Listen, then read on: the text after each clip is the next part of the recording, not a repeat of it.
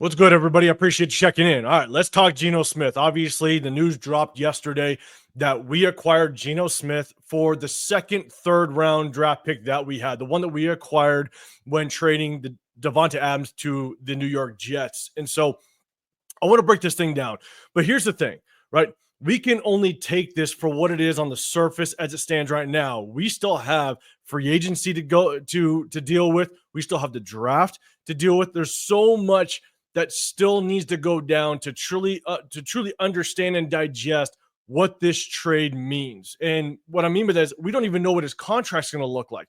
So we're going to break down what his stats look like last year. We're going to break down what his salary cap is for this upcoming season, for the 2025 season, as well as what his potential contract may look like and how does it stand? How does it relate to all the other contracts, the quarterback contracts in the NFL? And then what does this mean for the draft? So we're going to kind of break all this down. And so I appreciate you checking in with me. If you can, hit that like button, subscribe, turn on notifications. My next giveaway is at 4,500 subscribers. So if you want to be included in that, hit that subscribe button. I also might be going live later today. I'm dropping this on Saturday, and I'm definitely going live on Sunday night. So hit that notification bell so you do know when I drop more content and when I do go live. It just allows me to basically engage a little bit more with you guys, my viewers, and kind of go back and forth with it. So it's a lot of fun. Definitely appreciate it. So make sure you hit that notification bell so you do know when I go live. And so first and foremost, again, we can only look at this on the surface, right? He's a clear upgrade to our quarterback room. How much of an upgrade is a clear argument, right? Some people will say it's an absolute upgrade. Some will say, hey, you know what? Maybe we rock with Aiden O'Connell. Maybe we bring in a lower end free agent and still have potentially 30, 40, $45 million to play with in free agency. Because again, on the surface, this is the big splash. You know, as it stands right now, we don't know how the contract is going to be restructured. We're going to owe Geno Smith $31 million this year between his base salary and signing bonus. It looks like it's going to be about $31 million.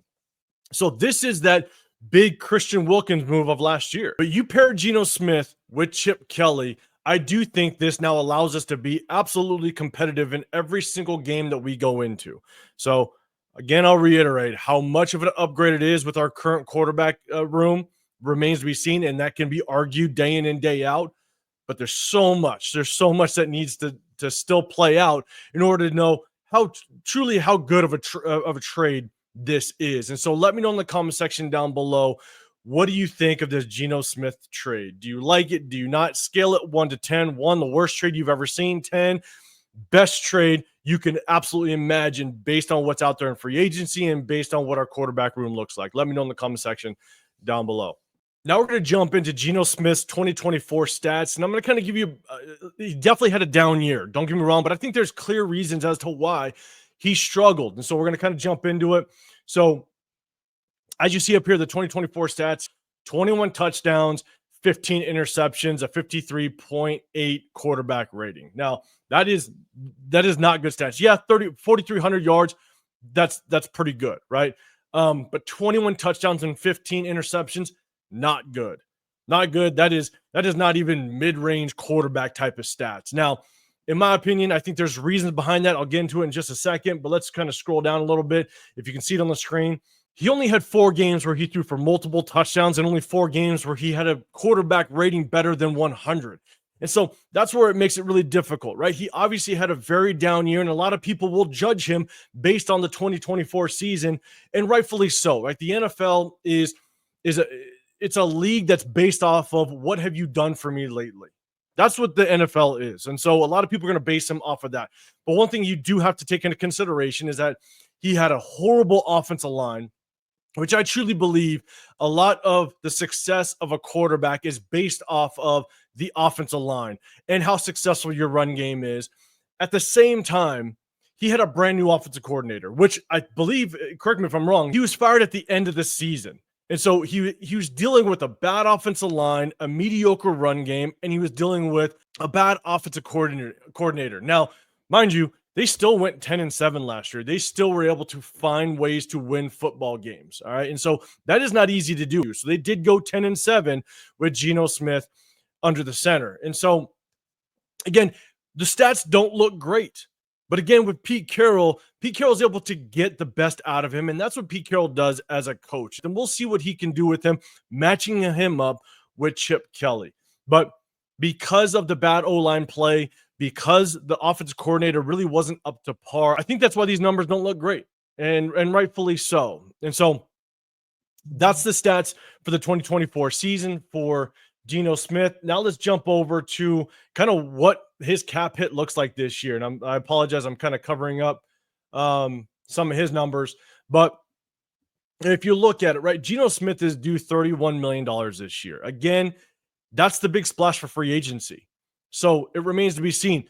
And that's one question that I have. And let me know in the comment section down below. Do you like that this is the big splash of free agency? Or would you rather have this, the $31 million, and potentially go sign two really good defensive players, right? You could take the $31 million and potentially go get two top tier defensive players, or potentially add a lot of O-line help.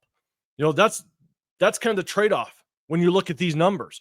And so let me know in the comment section down below, would you rather have Geno Smith at $31 million or allocate those resources elsewhere? Now, we don't know what the end contract is going to look like. The reports are coming out that Geno Smith is looking for an extension on his contract. He obviously wants more guaranteed money. Reports are stating that he's looking for anywhere between $40 to $45 million per year. Now, and it does seem very steep. Now I'm going to go to my next screen. And here's the thing is, like, let's take a look at just what are all the quarterbacks kind of being paid as it stands right now. Now, keep in mind, for the next 2-3 years, the salary cap is going to increase substantially. That's what they're projecting. I mean, we had one of the largest increases in the salary cap this year, and it's going to continue to go up. And so let's just say, right, like I said in the beginning of this video, a lot still remains to be seen as to what this contract is truly going to look like after the extension is in place. And so as it stands right now, if Geno Smith is looking for about 45 million, that's going to put him in potentially Aaron Rodgers, Matthew Stafford, and obviously Matthew Stafford, he's looking for an increase. Josh Allen, that's going to kind of be where he's going to be placed. Even you go a little bit lower, you look at Derek Carr, Baker Mayfield, 33 million. Derek Carr, 37 million. And so when Geno Smith gets his extension, if we put him in that $35 million range over the next 3 years, I'm not going to be completely mad at it for the veteran presence that he is. All right. And so that's my biggest thing is, if you look at the way that the salary cap is going to continue to increase, that puts him in the pay scale of like a 15 to 20 range quarterback, which isn't unfair. Geno Smith, I think if Chip Kelly can get the best out of him, Geno Smith could be a top 15 quarterback. But if you ink him up for $35 million a year, now you're looking at him with some of the extensions that will still continue to go down this year and then into next year's offseason. Geno Smith being paid as a 15 to 20 range quarterback moving forward, which again isn't unfair. So it remains to be seen what the contract is going to look like. Now, if that contract looks like more like 40 to 45, now I think we're overpaying. I think we're overpaying for what Geno Smith is. And so let me know in the comment section down below, would you be okay if the final contract looked like Geno Smith for the next 3 years, $35 million a year, knowing that this salary cap is going to increase year over year? And you also got to look at the way it's going to be constructed. You know, if we front load it to where we can get out of the contract 2-3 years down the road, and maybe in that third year, we can get out of his contract, cut him with no hit to our salary cap, then I think I'd be a little more accepting of Geno Smith coming in. And so that's kind of how I look at the contract right now. So much still remains to be seen as we see what the final numbers and contract terms look like. And now let's jump over to the next page and look at the draft. I still think that means that we're going to draft a quarterback. Do we draft a quarterback at 6? I don't think so. I think you either draft somebody that's going to help us now outside of the quarterback position at number 6, or you take that chance. You look at your options of trading back. You trade back, maybe try to stay still in the top 10 and still get somebody that is going to help this team immediately moving forward in the 2025 season. And so do you potentially get a quarterback later in the draft? Maybe it is a Jackson Dart, later I'm hearing a lot of people now say swap picks with Seattle. I don't want to drop back that far. You know, we still have a lot of pieces that we need to put together. And now that you're paying Geno Smith this much money, you're not going to see the big splash in free agency. And so I think we still need to get somebody in this first round that's going to help this team at a position of need to move forward. But to pick a quarterback at 6, to me, it just doesn't make sense anymore at this point right now. You know, could you trade back?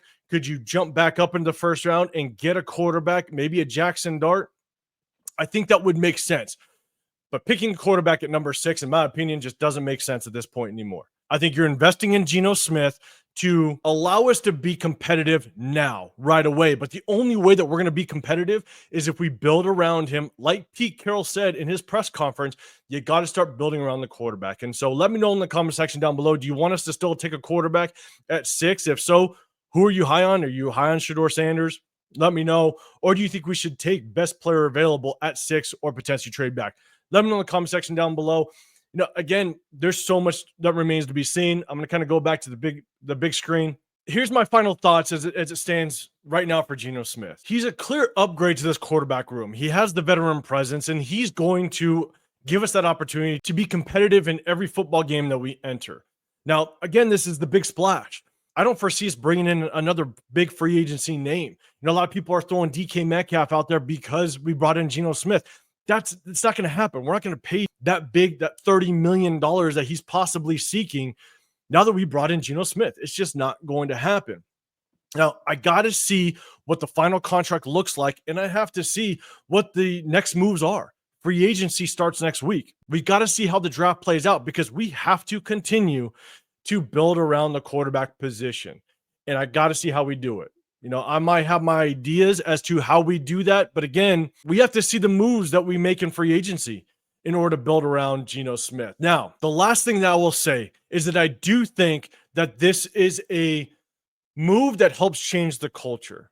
I do believe that, because there's a lot of, whether you're an Aiden O'Connell fan or not, you know, it still remains to be seen what Aiden O'Connell can do. Now, I still think Aiden O'Connell needs the chance to compete in this quarterback room, give him a chance to be under a good offensive coordinator finally. And so he's got to battle and compete without question. But I think what Geno Smith does, it starts to build a winning culture automatically from day one, right? You bring in maybe, and I do think that there's a good chance that Tyler Lockett is going to come in, kind of give him a receiver that he has rapport with. I think that's definitely going to help. And so, Tyler Lockett could come in for a potentially very cheap contract, give a lot of competition to Trey Tucker, which I think Trey Tucker needs that competition. I do think that this shows that we are in win now mode, and I do think that they are trying to move us towards a winning culture, because with Geno Smith, no question that you have a chance at a wild card playoff spot. Like, you are going to have a chance in every game. Now, can he go win us a Super Bowl? That remains to be seen. I don't think Geno Smith is a Super Bowl caliber quarterback. That's why I still think we need to build on the defensive side, but he gives you a chance to potentially have a shot at the playoffs immediately.